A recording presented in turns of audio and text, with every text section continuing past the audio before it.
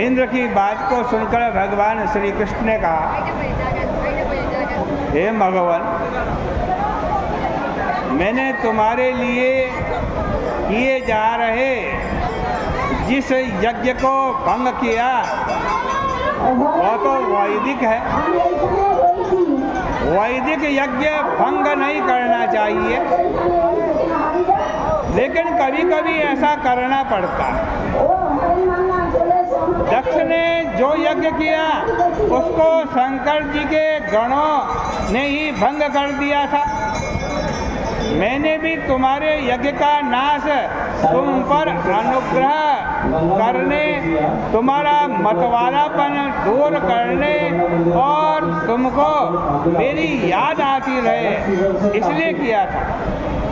जो ऐश्वर्य और लक्ष्मी के अभिमान में अंधा हो जाता है वह मुझ दंडपानी को नहीं देखता, इसलिए मैं उसको धन संपत्ति से रहित कर देता।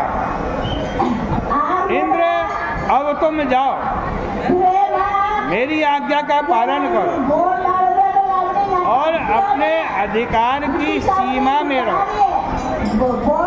कभी घमंड मत करना। युक्तैर्वह स्तंभवर्जितै, इसमें जो स्तंभ शब्द है उसका अर्थ है खंबा। खंबा कभी झुकता नहीं है, यह अभिमानी का लक्षण है। इस प्रकार जब इंद्र का अनुशासन हो गया तब भगवान के सामने आई कामधेनु। उसने देखा कि आज तो भगवान गोप होकर के आए हैं,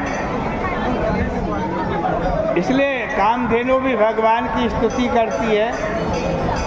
महाराज, अगर आज आपने हमारी रक्षा ना की होती तो इंद्र ने हमारा सत्यानाश ही कर दिया होता। अब तो आप ही हमारे स्वामी हैं। अब हम इंद्र को अपना स्वामी मानने वाली नहीं है। प्रभु, अब आज से हमारे इंद्र आप हैं, त्वं नः जगत्पते। आप ही गाय, ब्राह्मण और देवता इन सबके इंद्र बन करके इनका पालन कीजिए। आज मैं आपका अभिषेक करूंगी। यह कहकर के कामधेनु ने अपने दूध से भगवान का अभिषेक किया। फिर इंद्र ने भी तुरंत आकाश गंगा का जल मंगवाया और देवताओं तथा ऋषियों के साथ भगवान श्री कृष्ण का अभिषेक किया। जिस समय श्री कृष्ण का अभिषेक हुआ, नदियों में नाना प्रकार के रस बहने लगे, वृक्षों से मधुक्षरण होने लगा और पृथ्वी में बिना जोते बोए औषधियाँ उगने लगी।